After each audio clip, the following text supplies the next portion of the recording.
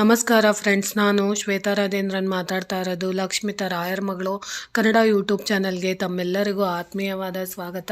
ಸ್ನೇಹಿತರೆ, ನಾನಿವತ್ತು ವಿಶೇಷವಾಗಿ ನಿಮಗೆ ಒಂದು ಮಾಹಿತಿ ತಿಳಿಸ್ತಾ ಇದ್ದೀನಿ. ಅದು ಯಾವೊಂದು ವಿಷಯಕ್ಕೆ ಅಂದರೆ ಸ್ನೇಹಿತರೆ, ಇದೇ ಗುರುವಾರ ರಾಯರ ವರ್ಧಂತಿ ಮಹೋತ್ಸವ ಇರೋದ್ರಿಂದ ಪ್ರತಿಯೊಬ್ಬರು ಕೂಡ ರಾಯರಿಗೆ ವಿಶೇಷವಾಗಿ ಪಂಚಾಮೃತ ಅಭಿಷೇಕ ಮಾಡಿಸೋವಂಥವ್ರು. ವಿಶೇಷವಾಗಿ ಈ ವಸ್ತುಗಳನ್ನು ನೀವು ದಾನವಾಗಿ ಕೊಟ್ಟು ಅಭಿಷೇಕಗಳನ್ನು ನೀವು ರಾಯರ ಮಠಗಳಲ್ಲಿ ಮಾಡಿಸಿದ್ದೆ ಆದರೆ ಖಂಡಿತವಾಗ್ಲೂ ನಿಮಗೆ ಯಾವ್ಯಾವ ವಸ್ತುಗಳನ್ನು ಕೊಟ್ಟು ನೀವು ಅಭಿಷೇಕ ಮಾಡಿಸೋದ್ರಿಂದ ನಿಮ್ಮ ಇಷ್ಟಾರ್ಥಗಳು ಸಿದ್ಧಿ ಆಗುತ್ತೆ ಅನ್ನೋದ್ರ ಬಗ್ಗೆ ನಾನು ತಿಳಿಸ್ಕೊಡ್ತಾ ಇದ್ದೀನಿ. ಯಾಕಂದರೆ ಮುಂಜಾನೆ ಅಭಿಷೇಕ ಮಾಡೋ ಅಂಥದ್ದು ಇರುತ್ತೆ ಗುರುರಾಯರ ಮಠಗಳಲ್ಲಿ.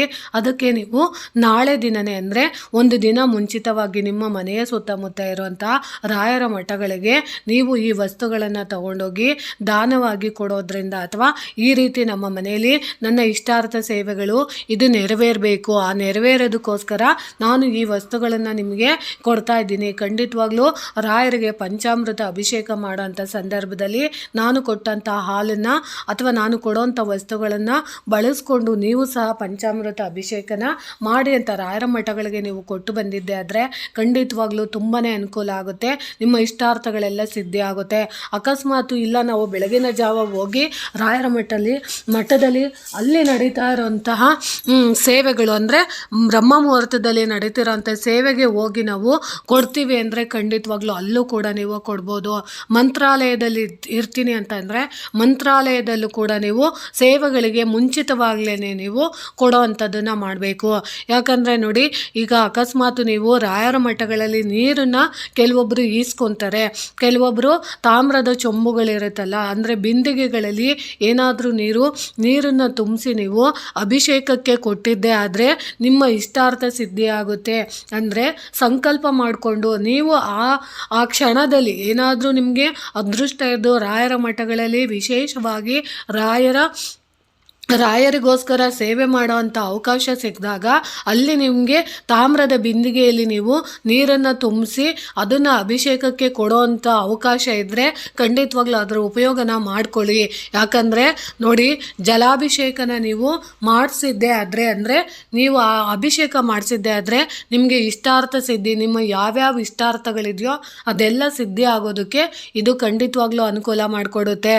ಆಮೇಲೆ ನೀವು ತುಪ್ಪದ ಅಭಿಷೇಕ ಏನಾದರೂ ನೀವು ರಾಯರಿಗೆ ಮಾಡಿಸಿದ್ದೆ ಆದರೆ ಮೋಕ್ಷ ಪ್ರಾಪ್ತಿ ಆಗುತ್ತೆ.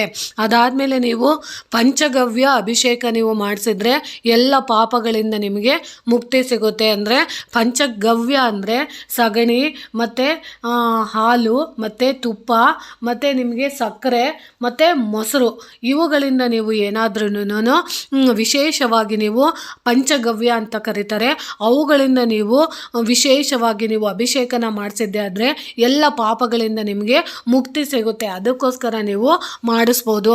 ಇನ್ನು ನೀವು ಮೊಸರಿನ ಅಭಿಷೇಕ ನೀವು ಮಾಡಿಸೋವಂಥದ್ದನ್ನ ನೀವು ಮೊಸರುಗಳನ್ನು ನೀವು ತಗೊಂಡೋಗಿ ರಾಯರ ಮಠಕ್ಕೆ ನೀವು ಕೊಡೋದ್ರಿಂದ ಅಥವಾ ಬೃಂದಾವನಕ್ಕೆ ನೀವು ಅಭಿಷೇಕ ಮಾಡಿಸೋದ್ರಿಂದ ಸಂತಾನ ಭಾಗ್ಯ ಆಗುತ್ತೆ.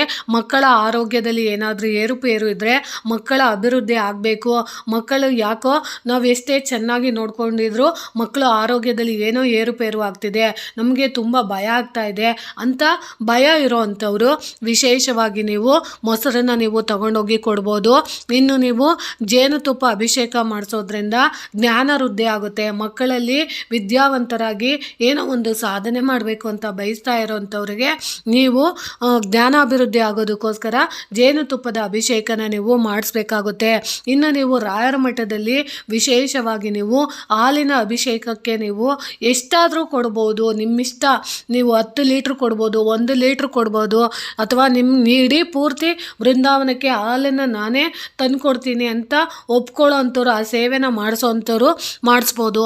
ಯಾಕೆ ಅಂದರೆ ಏನಾದರೂ ನಿಮಗೆ ಅನಾರೋಗ್ಯದ ಸಮಸ್ಯೆಗಳಿದ್ದರೂ ಬಹಳ ದಿನದಿಂದ ಅದು ನಮಗೆ ಸರಿ ಹೊಂದ್ತಾ ಇಲ್ಲ ಅಂತ ನಿಮಗೆ ಕಷ್ಟ ಅನ್ನಿಸ್ತಾ ಇದೆ ಅಂತಂದರೆ ಅಂಥವರು ನೀವು ಹಾಲಿನ ಅಭಿಷೇಕನ ನೀವು ಮಾಡಿಸ್ಬೋದು ದೀರ್ಘಾಯುಷ್ಯಕ್ಕೋಸ್ಕರ.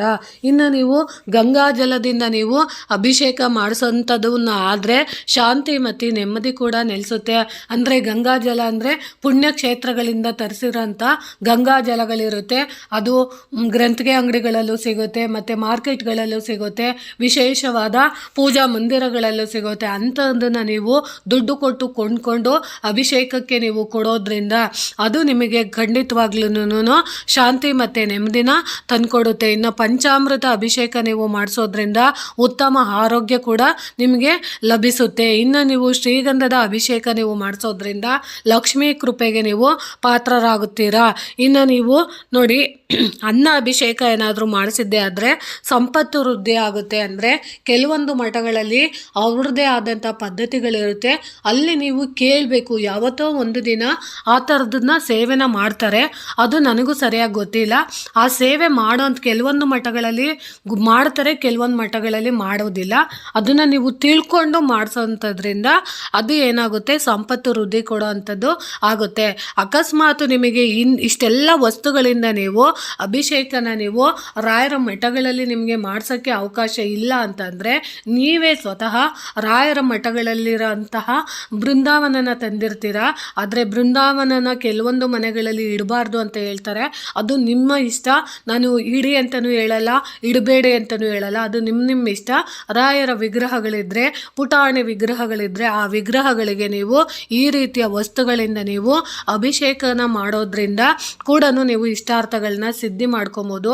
ಅಕಸ್ಮಾತ್ ನಿಮಗೆ ಮಾಡೋದಕ್ಕೆ ಸಮಯ ಇಲ್ಲ ಅಂದಾಗ ಗುರುಮುಖೇನ ನೀವು ಮಾಡಿಸಿದಾಗ, ಸಂಕಲ್ಪ ಪೂರ್ವಕವಾಗಿ ನೀವು ಅಭಿಷೇಕಗಳನ್ನು ಮಾಡಿಸಿದಾಗ ಖಂಡಿತವಾಗ್ಲೂ ನಿಮ್ಮ ಇಷ್ಟಾರ್ಥಗಳು ನೆರವೇರುತ್ತೆ. ಯಾಕಂದರೆ ಮನೆಗಳಲ್ಲಿ ನಾವು ಮಾಡಬೇಕು ಅನ್ನುವಾಗ ಕೆಲವೊಂದು ವಿಗ್ರಹಗಳಿರುತ್ತೆ, ಇರೋದಿಲ್ಲ, ಮುಟ್ಟಿನ ಸಮಸ್ಯೆ ಇರುತ್ತೆ, ಸೂತಕದ ಸಮಸ್ಯೆಗಳಿರುತ್ತೆ, ಅಥವಾ ನಿಮಗೆ ಬಿಡುವಿರೋದಿಲ್ಲ, ನಿಮಗೆ ಸಮಯಗಳು ನಿಮಗೆ ಹೊಂದಾಣಿಕೆ ಆಗ್ತಾ ಇಲ್ಲ ಅಂತ ಪರಿತಪಿಸ್ತಾ ಇರುವಂಥವ್ರು ಖಂಡಿತವಾಗ್ಲೂ ನಾಳೆಯಿಂದನೇ ಎಲ್ಲಿ ನಿಮ್ಮ ಸುತ್ತಮುತ್ತ ರಾಯರ ಮಠಗಳಿದೆಯೋ ಅಲ್ಲಿಗೆ ಈ ವಸ್ತುಗಳನ್ನು ಖಂಡಿತವಾಗ್ಲೂ ಕೊಡಿ ಅಂತ ನಾನು ಹೇಳೋಕ್ಕೆ ಇಷ್ಟಪಡ್ತೀನಿ ಸ್ನೇಹಿತರೆ.